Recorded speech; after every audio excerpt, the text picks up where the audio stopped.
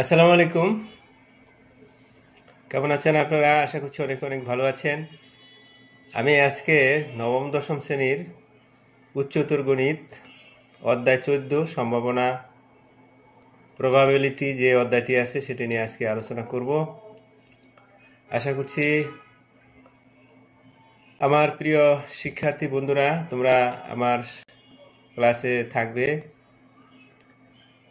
তো কোনো প্রশ্ন থাকলে প্রশ্ন করতে পারবে কমেন্ট করে। তো আজকে আমরা ক্লাস শুরু করি। এই অধ্যায়ে আমরা যা শিখতে পারবো সম্ভাবনা ধারণা ব্যাখ্যা করতে পারবো, দৈনন্দিন উদাহরণের সাহায্যে নিশ্চিত ঘটনা অসম্ভব ও সম্ভাব্য ঘটনার বর্ণনা করতে পারবো। একই ঘটনার পুনরাবৃত্তি ঘটলে সম্ভাব্য ফলাফল বর্ণনা করতে পারবো। একই ঘটনার পুনরাবৃত্তি ঘটলে সম্ভাবনা নির্ণয় করতে পারবো।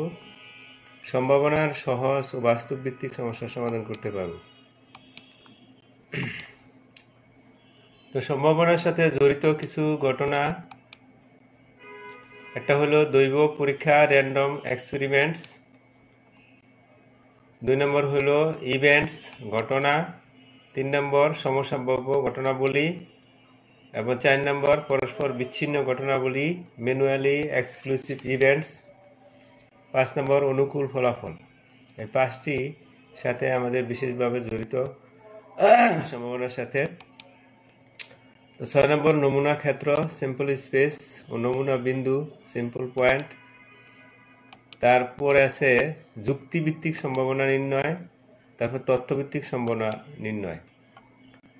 3 নম্বর হলো নমুনা ক্ষেত্র এবং প্রবাবিলিটি টি দ্বারা সম্ভাবনা নির্ণয়। 2টি বিশেষ ধরনের ঘটনা, একটি হলো নিশ্চিত ঘটনা, আরটা হলো অসম্ভব ঘটনা। তো এবার আসি আমরা সম্ভাবনার সাথে জড়িত যে কিছু বিষয় ধারণা, সেটা বিস্তারিত সংজ্ঞা এবং আলোচনা। তো সম্ভাবনা সাথে জড়িত যে দৈব পরীক্ষা র্যান্ডম এক্সপেরিমেন্ট সেটা হলো এখানে যখন কোনো পরীক্ষার সম্ভাব্য সকল ফলাফল আগে থেকে জানা থাকে কিন্তু পরীক্ষাটিতে কোনো নির্দিষ্ট চেষ্টায় কি ফলাফল আসবে তা নিশ্চিত করে বলা যায় না, একে দৈব পরীক্ষা। সম্ভাব্য ফলাফল কি হবে তা আমরা আগে থেকে জানি, কিন্তু মুদ্রাটি নিক্ষেপের পূর্বে কোন ফলাফলটি আসবে বা কোন ফলাফলটি ঘটবে তা আমরা নিশ্চিত করে বলতে পারি না। সুতরাং মুদ্রা নিক্ষেপ পরীক্ষা একটি দৈব পরীক্ষা। তা দৈব পরীক্ষা দিয়ে আমরা অনেক কিছু করে থাকি। আমরা কোনো খেলায় শুরু করতে কে কোন দল আগে অংশগ্রহণ করবে সেটা আমরা কয়েন টসের মাধ্যমে আমরা টস করে একটা টাকা বা কয়েনকে উপর দিকে ছুড়ে দিই। দেওয়ার পরে যখন দেখি যে এটা উপরে পৃষ্ঠায় আসে, সেটা আমরা সেই দলকে নির্বাচিত করে তাকে খেলা শুরু করতে বলি। তো এরকম দৈব পরীক্ষা অনেকেই আছে যে এখানে যে আছে সেটা হলো সম্ভাব্য সকল ফলাফল কিন্তু আগে জানি। যেমন একটা কয়েনের 2টা ফলাফল, একটা হলো হেড আর একটা টেল। হেড দিয়ে আমরা যে পৃষ্ঠায় কয়েনের যে পৃষ্ঠায় বা মুদ্রার যে পৃষ্ঠায় মানুষের ছবি আছে সেই পৃষ্ঠাকে আমরা হেড বলি, আর যে পৃষ্ঠায় শাপলা আছে সেই পৃষ্ঠাকে আমরা টেল বলি, টেল বা লেস আমরা বলি। কিন্তু এখানে ফলাফল মাত্র একটা কয়েনের ফলাফল 2টা, হয় হেড না হয় টেল। তো এই হয় একটা পয়সাকে যদি আমরা টস করি তখন আমরা জানি যে এখান থেকে 2টা ফলাফল আছে। এখানে কয়টা ফলাফল আছে? 2টা ফলাফল, একটা হেড আর একটা টেল। কিন্তু আমরা নিশ্চিত করে বলতে পারি না যে একটা টস করলে যে হেডই আসবে অথবা টেলই আসবে, আমরা নিশ্চিত করে কিন্তু বলতে পারি না। এইটাকেই বলা হয় দৈব পরীক্ষা, বা এই ঘটনা হইল দৈব পরীক্ষা। এখানে সংজ্ঞাটি আমি আবার পড়ছি, কোনো পরীক্ষার সম্ভাব্য সকল ফলাফল আগে থেকে, কিন্তু পরীক্ষাটিতে কোনো একটি নির্দিষ্ট চেষ্টায়, মানে একটা টস করলাম, এতে করে কি ফল আসবে তা নিশ্চিত করে কিন্তু বলতে পারতেছি না। একে বলা হয় দৈব পরীক্ষা। যেমন একটি মুদ্রা নিক্ষেপ পরীক্ষার সম্ভাব্য ফলাফল কিন্তু আমরা জানি, ফলাফল কি হবে আমরা তা আগে থেকে জানি, কিন্তু মুদ্রাটি নিক্ষেপের পূর্বে কোন ফলাফলটি ঘটবে, নিক্ষেপের পূর্বে কিন্তু কি ফল হবে সেটা কিন্তু আমরা জানি না, সেই ফলাফলটা কিন্তু জানি না। তো আমরা নিশ্চিত করে বলতে পারি না। সুতরাং মুদ্রা নিক্ষেপ পরীক্ষা একটি দৈব পরীক্ষা।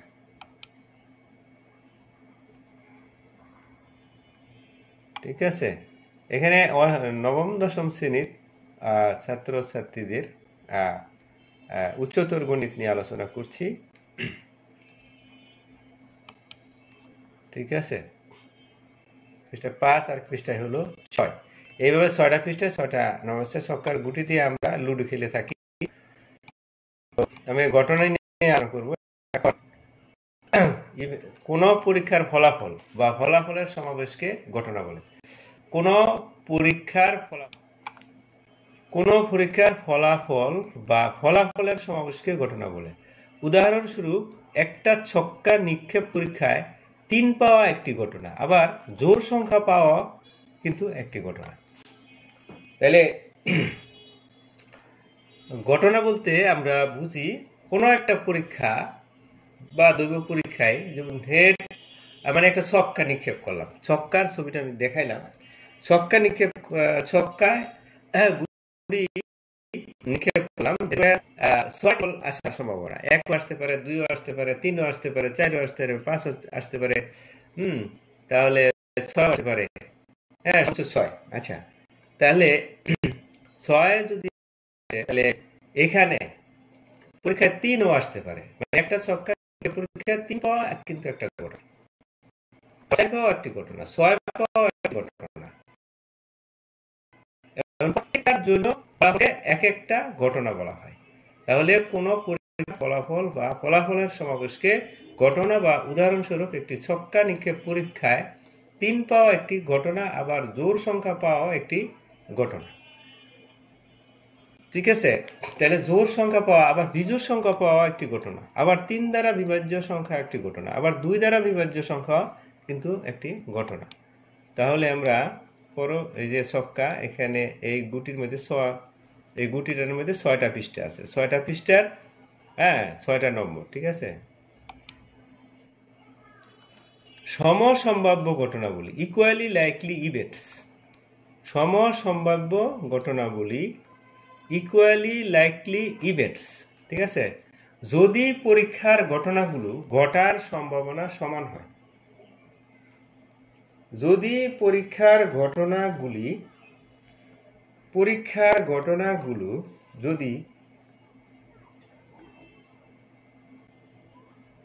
যদি কোনো পরীক্ষার ঘটনাগুলো ঘটার সম্ভাবনা সমান হয়, অর্থাৎ একটি অপরটির চেয়ে বেশি বা কম সম্ভাব্য না হয়, তবে ঘটনাগুলোকে সমসম্ভাব্য ঘটনা বলে। যেমন একটা নিরপেক্ষ মুদ্রা নিক্ষেপে হেড বা টেল আসার সম্ভাবনা সমান। সুতরাং হেড আসা ও টেল আসা ঘটনা দুটি সমসম্ভাব্য ঘটনা। ঠিক আছে, যদি কোনো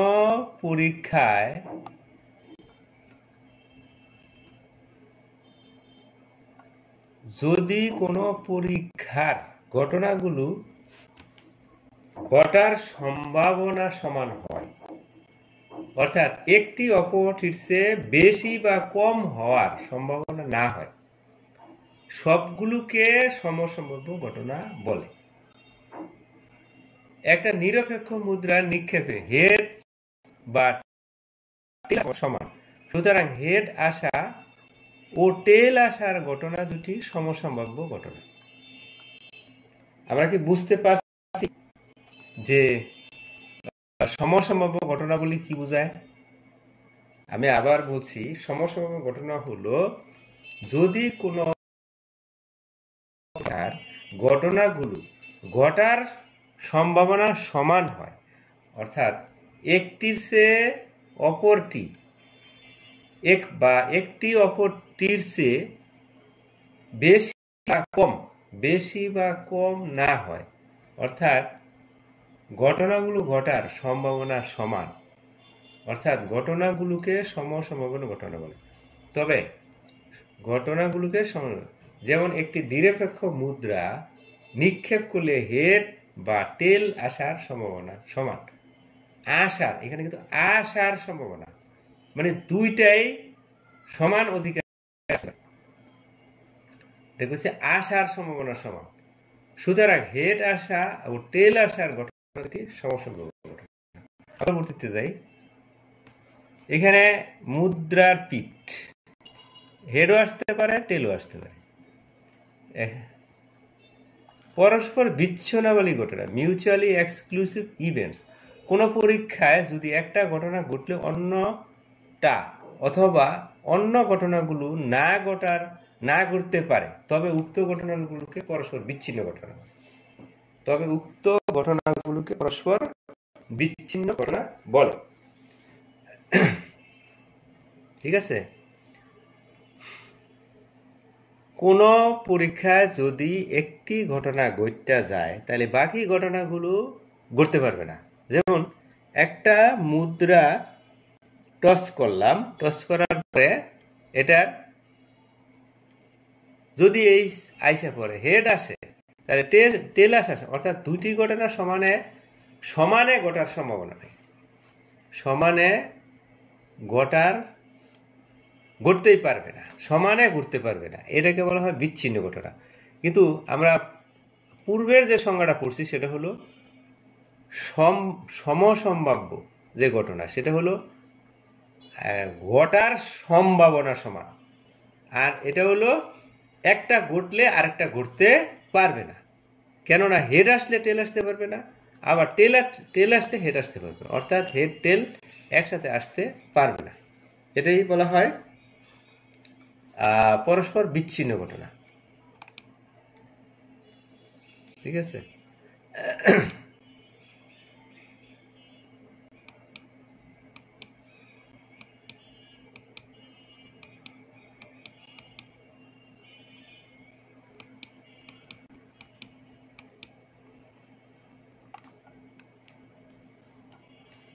অনুকূল ফলাফল, ফেভারেবল আউটকামস। কোন পরীক্ষায় একটা ঘটনার সপক্ষের ফলাফল হলো ঘটনার অনুকূল ফলাফল। একটি ছক্কা নিক্ষেপ করলে বিজোড় সংখ্যা হওয়ার অনুকূল ফলাফল 3টি।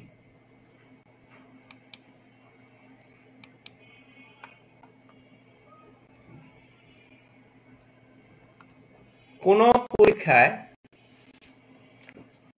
একটা ঘটনার সপক্ষের ফলাফল হলো ঘটনার অনুকূল।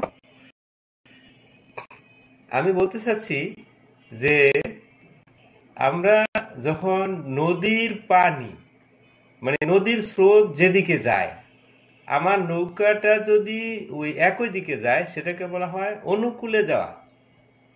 অর্থাৎ যেদিকে বাতাস, দক্ষিণ থেকে বাতাস উত্তর দিকে যাচ্ছে, আমিও যদি দক্ষিণ থেকে উত্তর দিকে যাই, সেটাকে বলা হয় অনুকূলে যাওয়া। অনুকূলে যাওয়া। নদীর পানি যদি, নদীটা উত্তর দক্ষিণে আসে, এখন দক্ষিণ দিক থেকে যদি উত্তর দিকে পানি যায়, তা আমার নৌকাটিও যদি দক্ষিণ থেকে উত্তরে যায়, সেটাকে অনুকূলে যাওয়া বলে। তাহলে এখানে কোন পরীক্ষায় একটা ঘটনার সপক্ষের ফলাফল, মানে একই দিকে ফলাফলগুলি একই মানের, একই গোষ্ঠীর বা একই গ্রুপের। যেমন বিজোড় সংখ্যাকে আমরা কি বলি? 1, 3, 5। 1, 3, 5 হলো বিজোড় সংখ্যা। এখন যদি বলা হয় যে একটি ছক্কা নিক্ষেপ করলে বিজোড় সংখ্যা হওয়ার অনুকূল ফলাফল কয়টা? কারণ একটা ছক্কার মধ্যে নম্বর হলো কয়টা? 6টা। 1, 2, 3, 4, 5, 6। 1, 2, 3, 4, 5, 6। তাহলে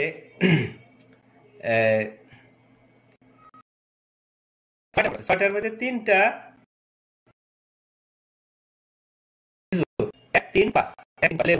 অনুকূল ফলাফল 3টা। আবার জোড় সংখ্যা হওয়ার অনুকূল ফলাফল কয়টা? জোড় সংখ্যা হওয়ার অনুকূল ফলাফল তিনটা, কারণ 2, 4, 6, 4 এটি হলো জোড় সংখ্যা। ঠিক আছে, এখন 2 দ্বারা বিভাজ্য সংখ্যা কয়টা? 2 দ্বারা বিভাজ্য সংখ্যা 2, 4, 6। তাহলে 2 দ্বারা বিভাজ্য সংখ্যা হওয়ার অনুকূল ফলাফল কয়টা? 3টা। কিন্তু 3 দ্বারা বিভাজ্য সংখ্যা হওয়ার ফলাফল কয়টি? 2টি, কারণ 3কে 3 দ্বারা ভাগ করা যাবে আর 6কে 3 দ্বারা ভাগ করা যাবে। তাহলে এই অনুকূল ফলাফল হইল এরকম, একই ধরনের, মানে একই গ্রুপের আর কি, যে বিজোড় সংখ্যা যা আছে, তারপরে জোড় সংখ্যা যা আছে, 2 দ্বারা বিভাজ্য যেগুলো আছে, 2 দ্বারা বিভাজ্য সকল জোড় সংখ্যা, তারপরে 3 দ্বারা যে সকল বিজোড়। তাহলে এখানে 4 ধরনের অনুকূল ফলাফল আমরা পাইলাম।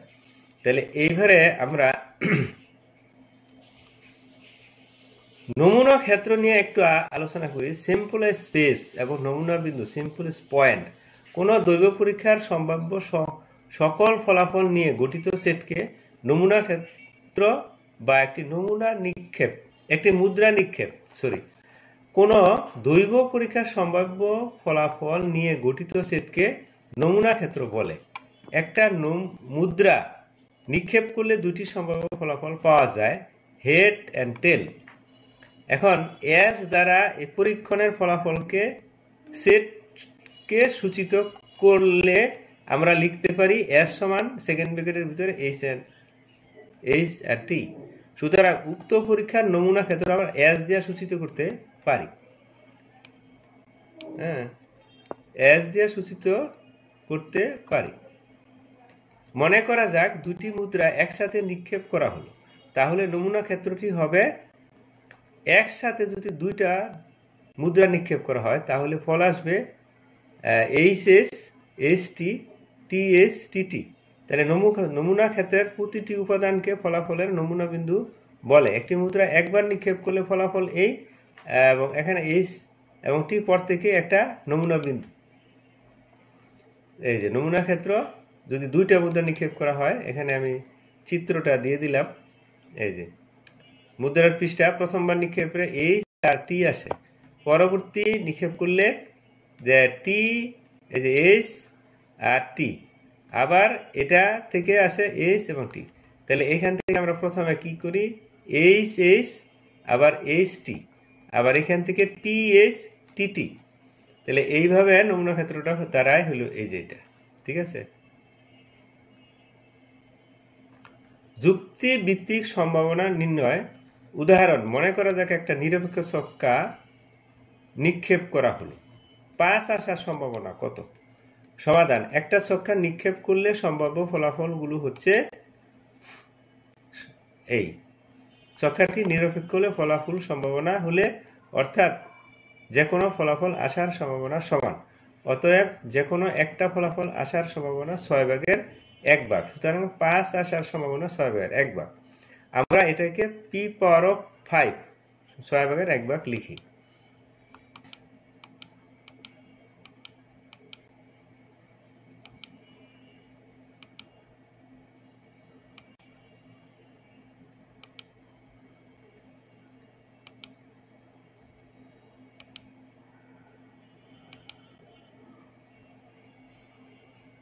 এই হলো ছক্কা, একটা ছক্কা নিক্ষেপ করলে এই যে 6টা ফলাফল আসতে পারে।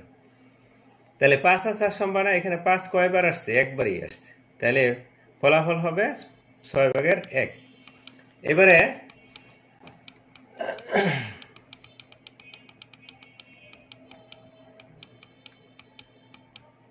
উদাহরণ 2, একটা নিরপেক্ষ ছক্কা নিক্ষেপে জোড় সংখ্যা আসার সম্ভাবনা কত?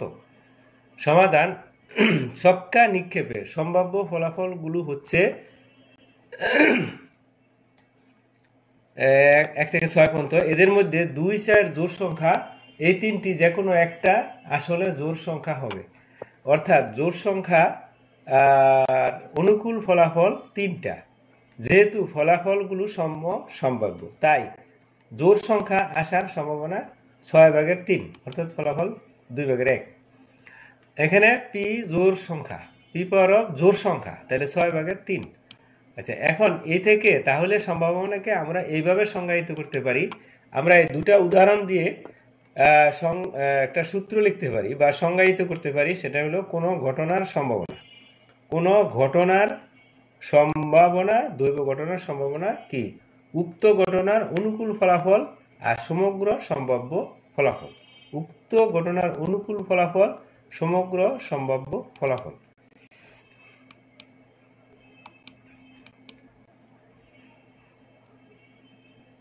এখানে আরেকটা বিষয় জানা থাকা দরকার যে কোনো পরীক্ষণে কোনো ঘটনা ঘটার অনুকূল ফলাফল সর্বনিম্ন 0 এবং সর্বোচ্চ n সমস্ত ঘটনাগুলি হতে পারে। যখন কোনো ঘটনার অনুকূল ফলাফলের মান 0 হয় তখন সম্ভাবনার মানও 0 হয়। আবার যখন অনুকূল ফলাফল n হয় তখন সম্ভাবনার মান 1 হয়। এ কারণে সম্ভাবনার মান 1 হইতে 1 এর মধ্যে সীমাবদ্ধতা থাকে। অর্থাৎ কোনো ঘটনার সম্ভাবনা, উক্ত ঘটনার অনুকূল ফলাফল যদি 0 হয় তাহলে সমগ্র সম্ভাব্য ফলাফল যদি n হয় তাহলে ফলাফল 0। আবার যদি কোনো ঘটনার সম্ভাবনা এরকম হয় অনুকূল ফলাফল n হয় এবং সমগ্র ফলাফল তো nই, তাহলে ভাগ করলে 1 পাই। দুটি বিশেষ ধরনের ঘটনা, নিশ্চিত ঘটনা আর অনিশ্চিত ঘটনা। নিশ্চিত ঘটনার ফলাফল 1। আমি এটা নিয়ে অন্য একদিন আলোচনা করব, অসম্ভব ঘটনা। আজকে একটা অঙ্ক দেখছি, আমরা 7 নম্বরের অঙ্কটা করব। 7 নম্বর অঙ্ক যেটা অনুশীলনীর 30টি টিকেটে 1 থেকে 30 পর্যন্ত ক্রমিক নম্বর দেওয়া আছে। একটি টিকেট দেওয়া, টিকেটগুলো ভালোভাবে মিশিয়ে একটি টিকেট দৈবভাবে নেওয়া হলো।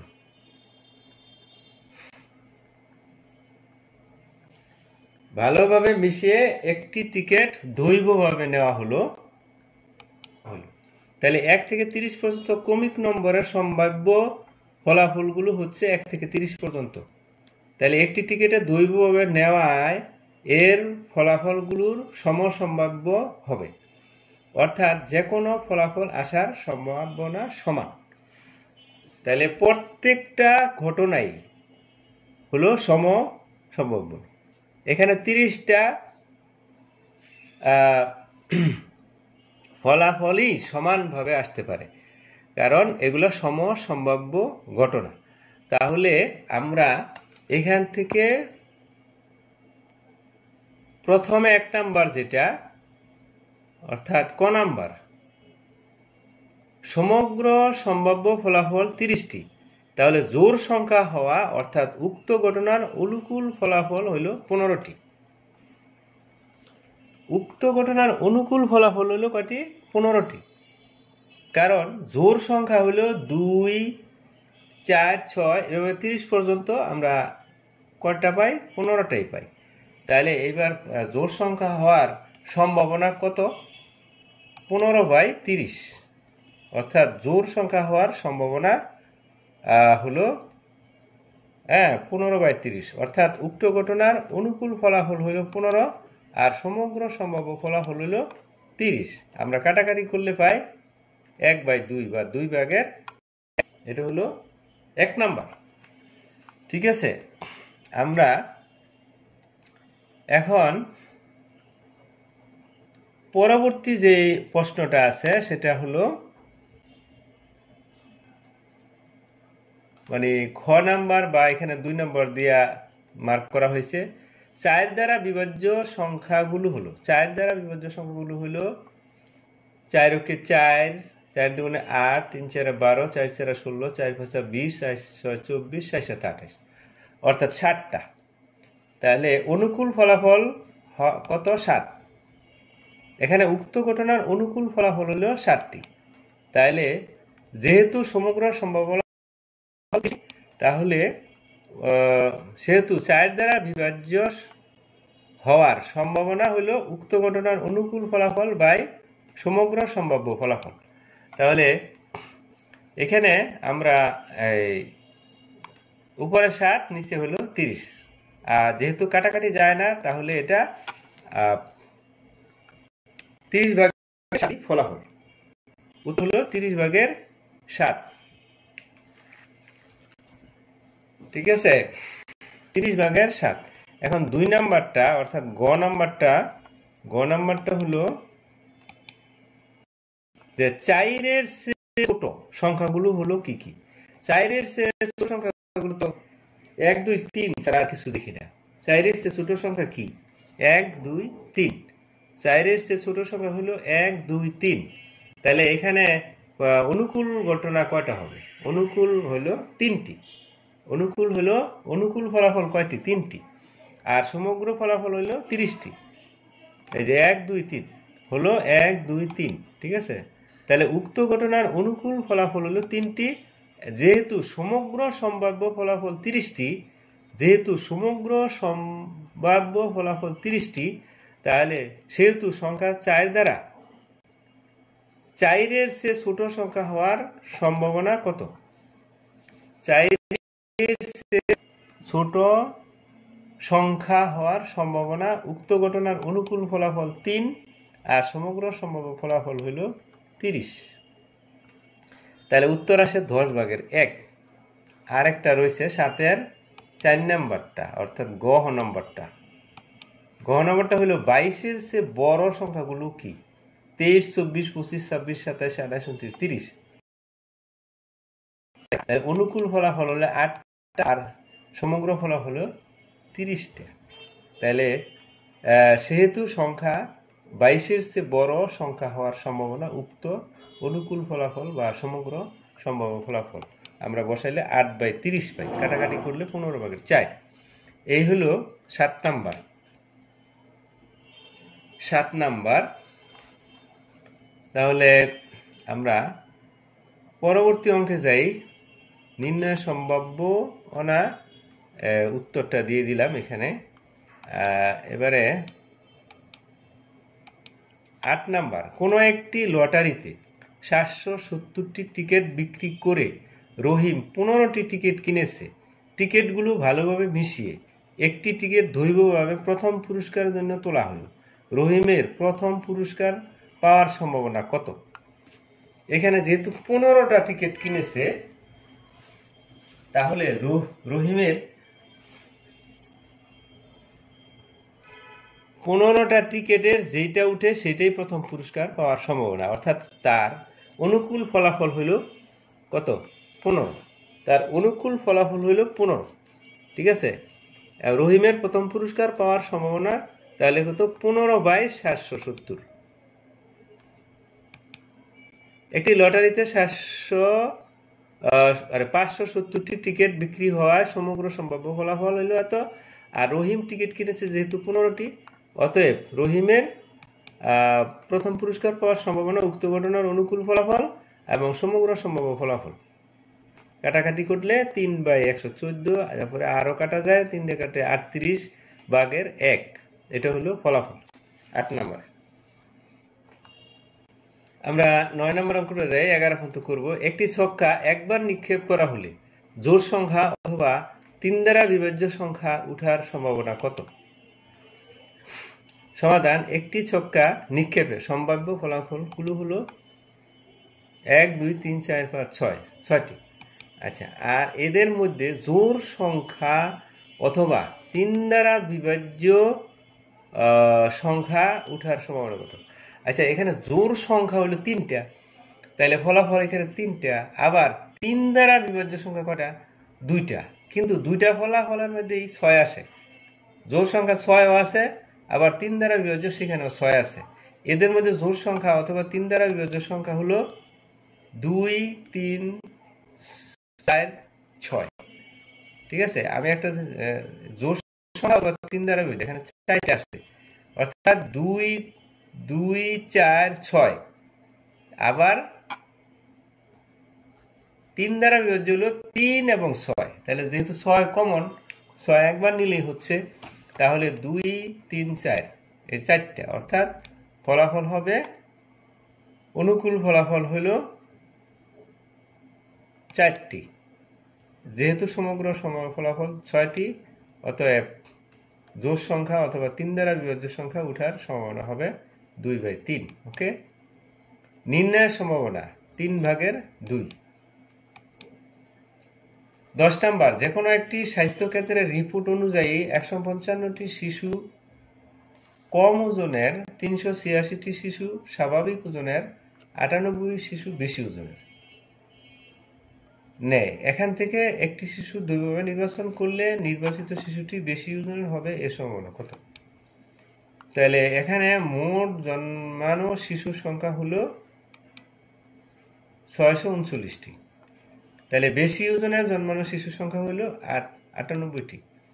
সুতরাং নির্বাচিত শিশুটি বেশি ওজনের হবে তার সম্ভাবনা 98/639।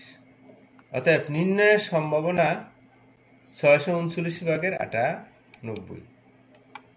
11 নম্বর, দুইটি লাইসেন্স প্রাপ্ত ড্রাইভার 1 বছরের নিম্নলিখিত সংখ্যক ট্রাফিক আইন ভঙ্গ করে।